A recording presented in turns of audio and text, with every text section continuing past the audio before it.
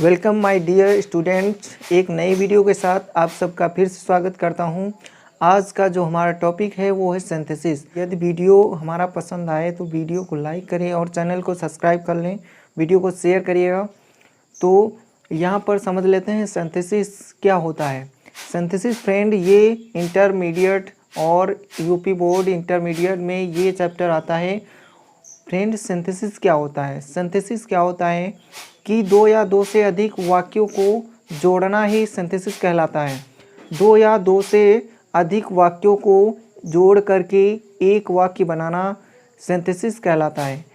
अथवा फ्रेंड कह सकते हैं सिंथेसिस एक ऐसी विधि है जिसके द्वारा बहुत सारे वाक्यों को जोड़कर एक वाक्य बनाया जाता है। वो वाक्य या सिंपल हो सकता है या फिर कंपाउंड हो सकता है या फिर कॉम्प्लेक्स हो सकता है।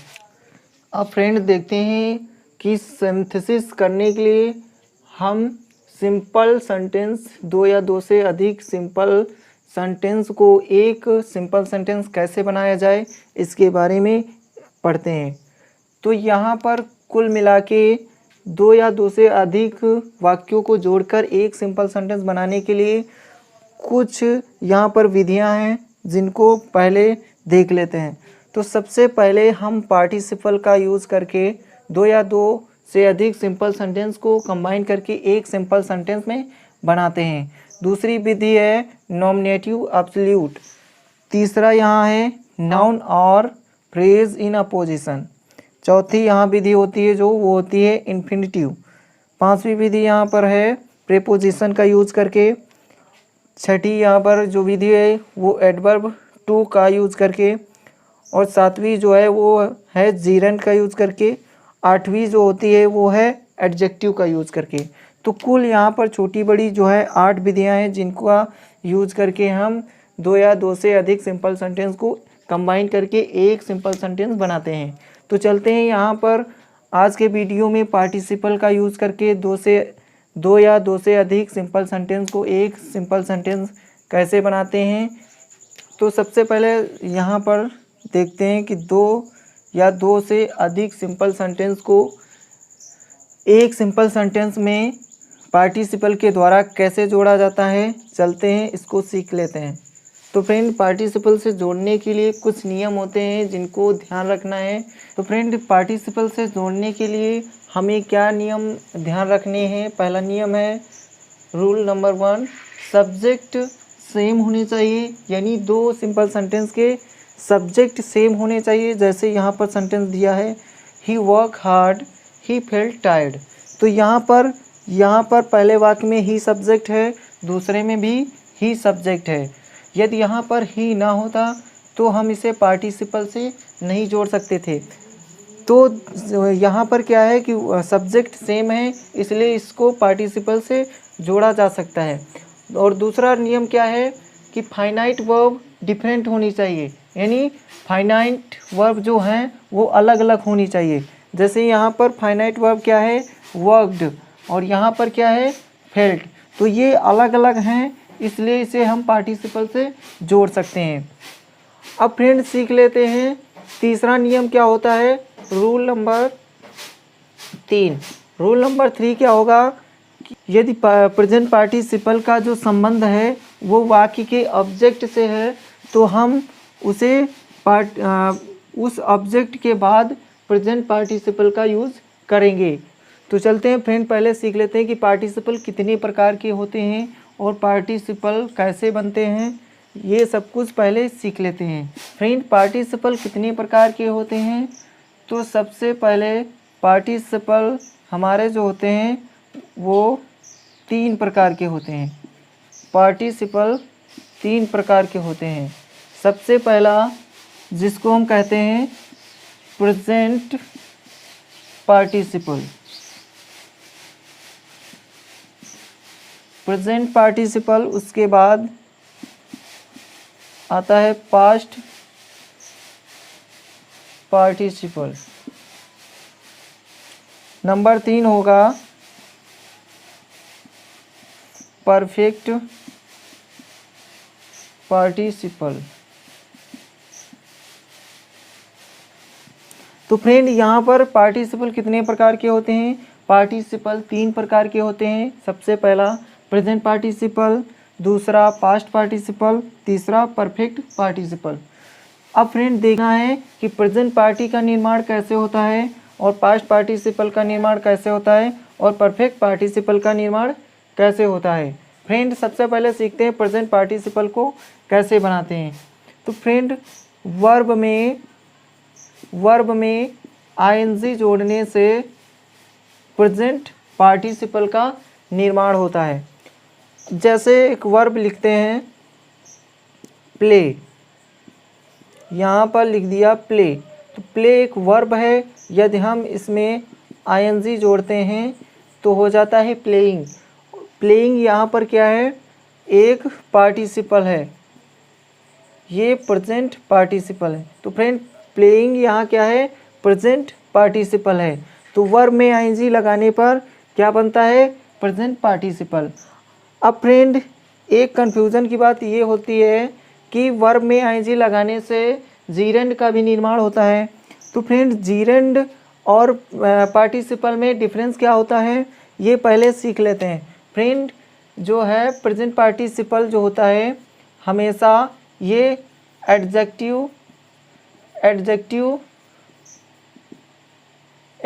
का काम करता है और साथ ही साथ वर्ब का काम करता है।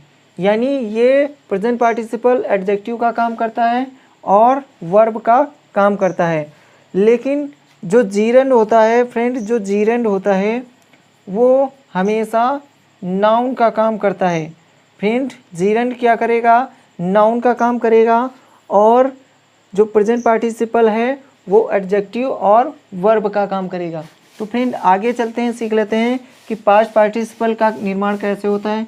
फ्रेंड पास्ट पार्टिसिपल का निर्माण कैसे होता है? फ्रेंड जितनी भी V3 होती हैं यानी वर्ब की थर्ड फॉर्म होती हैं वो सब क्या होती हैं? पास्ट पार्टिसिपल होती हैं। जितनी भी वर्ब की थर्ड फॉर्म होती हैं वो सब पास्ट पार्टिसिपल होती हैं। जैसे यहाँ पर प्ले का थर्ड फॉर्म क्या होता है? प्लेड। तो ये हमारा पास्ट पार्टिसिपल हुआ, यानी प्ले का तीसरा क्या हुआ? प्लेड। तो प्लेड क्या हुआ? ये हमारा पास्ट पार्टिसिपल हुआ। जैसे यहाँ पर हुआ फाइंड मीन्स तलाश करना। अब इसका जो पास्ट होगा वो होगा फाउंड। फाउंड क्या है? ये पास्ट पार्टिसिपल होगा। तो याद रखना है कि पास्ट पार्टिसिपल किसे कहेंगे? V3 को हम पास्ट पार्टिसिपल कहते हैं। अब फ्रेंड देखते हैं परफेक्ट पार्टिसिपल क्या होता है। फ्रेंड परफेक्ट पार्टिसिपल का निर्माण कैसे होता है? फ्रेंड हैविंग प्लस V3 जब हम लिखते हैं तो वो हमारा परफेक्ट पार्टिसिपल बन जाता है। हैविंग प्लस V3 यानी हैविंग के बाद वर्ब की थर्ड फॉर्म लिखने पर जो होता है वो परफेक्ट पार्टिसिपल का निर्माण होता है। फ्रेंड जब पैसिव वॉइस में सेंटेंस हो तो हैविंग के बाद बीन भी लगाना पड़ता है। उसके बाद V3 लिखते हैं, ये हमारा परफेक्ट पार्टिसिपल बन जाता है। तो आई होप आपको ये समझ में आया होगा कि पार्टिसिपल कितने प्रकार के होते हैं। पार्टिसिपल 3 प्रकार के होते हैं, present participle, past participle, perfect participle. Present participle का निर्माण कैसे होता है? वर्ब में आईएनजी लगाने से प्रेजेंट पार्टिसिपल का निर्माण होता है और ये एडजेक्टिव और वर्ब का काम करता है। अब दूसरा क्या था, डिफरेंस क्या होता है जीरेंड और पार्टिसिपल में? डिफरेंस ये होता है कि फ्रेंड ये जो जीरेंड होता है नाउन का काम करता है और जो प्रेजेंट पार्टिसिपल होता है वो एडजेक्टिव और वर्ब का काम करता है। और यहाँ पर क्या था कि पास्ट पार्टिसिपल का कैसे निर्माण होता है? तो किसी भी वर्ब की थर्ड फॉर्म को हम पास्ट पार्टिसिपल कहते हैं। नंबर 3 पे क्या था कि परफेक्ट पार्टिसिपल का निर्माण कैसे होता है? तो हैविंग प्लस V3 से हम परफेक्ट पार्टिसिपल का निर्माण करते हैं। और यदि वाक्य पैसिव वॉइस में है तो हैविंग बीन प्लस V3 का यूज़ करके जो है परफेक्ट पार्टिसिपल बनाया जाता है। तो फ्रेंड आई होप ये समझ में आया होगा। अब सीख लेते हैं कि पार्टिसिपल के द्वारा हम वाक्यों को दो या दो से अधिक वाक्यों को कैसे कंबाइन करते हैं, जोड़ते हैं। तो चलते हैं, सीख लेते हैं। तो फ्रेंड देखते हैं यहाँ पर कुछ सेंटेंस हैं, इनको हमको कंबाइन करना है पार्टिसिपल के द्वारा। यहाँ पर फ्रेंड प्रेजेंट पार्टिसिपल के द्वारा इनको कंबाइन करेंगे। तो फ्रेंड सबसे पहले हम क्या ध्यान रखना है, क्या माइंड रखना है कि सब्जेक्ट हमारे सेम होने चाहिए। तो यहाँ पर पढ़ते हैं जैसे the tiger was hungry. Tiger जो था वो भूखा था। ही किल्ड अ गोट, उसने एक बकरी को मार दिया। अब यहाँ पर जो ही है वो टाइगर के लिए आया है। तो यहाँ पर क्या हुआ कि ये जो सब्जेक्ट हैं वो दोनों सेम हैं। अब देखते हैं। अब फ्रेंड याद रखने की बात ये है कि जब भी वाक्य हमारा सिंपल हो और वहाँ पर इज, आर, एम और वाज, वर ये सब चीज़ें आती हैं, तो हमको क्या करना है कि इनको हमको पार्टिसिपल बनाने के लिए बीइंग में बदल देना है। फ्रेंड याद रखना है कि जब भी इज, आर, एम, वाज, वर वाक्य में कहीं आते हैं, जैसे इसमें आया है, तो हम इसको क्या करेंगे कि इसको हम बीइंग में बदल देंगे और प्रेजेंट पार्टिसिपल बन जाएगा। बीइंग में बदलने पर जो है प्रेजेंट पार्टिसिपल बन जाएगा। अब फ्रेंड ध्यान देने की बात ये है कि यदि कार्य दोनों साथ साथ हो रहे हैं तो हम उसको प्रेजेंट पार्टिसिपल के द्वारा बनाएंगे। यदि साथ साथ कार्य नहीं हो रहे हैं, एक कार्य समाप्त हो गया है उसके बाद दूसरा कार्य हुआ है, तो हम उसे परफेक्ट पार्टिसिपल से बनाएंगे। तो फ्रेंड यहाँ पर दो कार्य साथ साथ हो रहे हैं। The tiger was hungry, tiger जो है भूखा था। ही किल्ड अ गोट, उसने बकरी को मार दिया। तो यहाँ पर वो भूखा होते हुए बकरी को मार देता है। तो फ्रेंड यहाँ पर क्या होता है कि प्रेजेंट पार्टिसिपल को हिंदी में जो हिंदी इसका अर्थ होता है वो होता है हुए या फिर करके। ये हिंदी इसका मीनिंग हो जाता है। तो भूखा होते हुए टाइगर ने बकरी को मार दिया। तो फ्रेंड होते हुए या करके इसका अर्थ हिंदी मीनिंग प्रेजेंट पार्टिसिपल का होता है। तो इसको चलते हैं बनाते हैं। हमने बताया इज, आर, एम, वाज, वर को हम बीइंग में बदल देंगे और प्रेजेंट पार्टिसिपल बन जाएगा। तो वाज को हमको बदल देना है बीइंग में। तो बीइंग उसके बाद हंग्री लिख देना है, बीइंग हंग्री। उसके बाद ही की जगह पर हमको द टाइगर लिख देना है, द टाइगर। यहाँ कामा लगाना है, बीइंग हंग्री द टाइगर वैसे ही लिख देना है किल्ड अ गोट। इस प्रकार से फ्रेंड बन गया। तो जब भी वाज, वर और इज, आर, एम मिल जाएं तो हम उसे बीइंग में बदल करके प्रेजेंट पार्टिसिपल का निर्माण कर देते हैं। अब देखते हैं अगला हमारा जो सेंटेंस है वो है ही हैज़ फेल्ड, वह फेल हो गया। ही हर्ड द न्यूज़, उसने समाचार को सुना। ही फेंटेड, वह बेहोश हो गया। तो इसमें क्या है, तीन सिंपल सेंटेंस हैं, इनको हमको कंबाइन करना है। तो इसको हम प्रेजेंट पार्टिसिपल के द्वारा कंबाइन करेंगे क्योंकि तीनों काम जो हैं साथ साथ हो रहे हैं। तो इसमें सबसे पहले काम क्या हुआ उसी को हम प्रेजेंट पार्टिसिपल में बदलेंगे। तो सबसे पहले काम क्या होगा, सबसे पहले वो समाचार को सुनेगा। सबसे पहले वो समाचार को सुनेगा। तो इसमें जो वर्ब आएगी उसी को हम पार्टिसिपल में बदलेंगे। तो इसमें कौन सी वर्ब आई है, हर्ड। यहाँ पर हर्ड की स्पेलिंग गलत है। तो he heard the news, he fainted. सबसे पहले न्यूज़ वो समाचार सुनेगा। तो यहाँ वर्ब क्या है, हर्ड। तो इसकी फर्स्ट फॉर्म में हम आईएनजी जोड़ेंगे तो हो जाएगा hearing the news, hearing the news। अब उसके बाद जो कार्य हुआ वो लिख देंगे। तो hearing the news of his failure, hearing the news of his failure, अपने फेल होने का समाचार सुनते हुए वो क्या हो गया, he fainted। तो फ्रेंड कैसे बन गया, हमने जो कार्य पहले हुआ उसकी वर्ब में एनजी जोड़कर प्रेजेंट पार्टिसिपल का निर्माण कर दिए। तो कैसे बना, hearing the news of his failure, hearing the news of his failure, अपनी असफलता की समाचार सुनते हुए, ही फेंटेड, वह जो है बेहोश हो गया। अब देखते हैं अगला सेंटेंस, द पीपुल सा द फ्लेम्स, लोगों ने जो है ज्वालाएं देखी, फ्लेम्स मीन्स अग्नि ज्वाला होती। तो द पीपुल सा द फ्लेम्स, लोगों ने फ्लेम्स ज्वाला को देखा।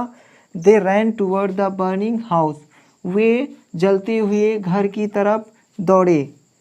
तो अब ये क्या है, दो कार्य इसमें भी साथ साथ हो रहे हैं। जब वो लोग फ्लेम्स ज्वाला को देख रहे थे उसी वक्त वो दौड़ भी रहे थे। तो दो काम साथ साथ हो रहे हैं, तो इसको हम प्रेजेंट पार्टिसिपल के द्वारा बनाएंगे। तो इसमें कार्य कौन सा पहले हुआ, लोगों ने पहले फ्लेम्स को देखा, ज्वाला को देखा।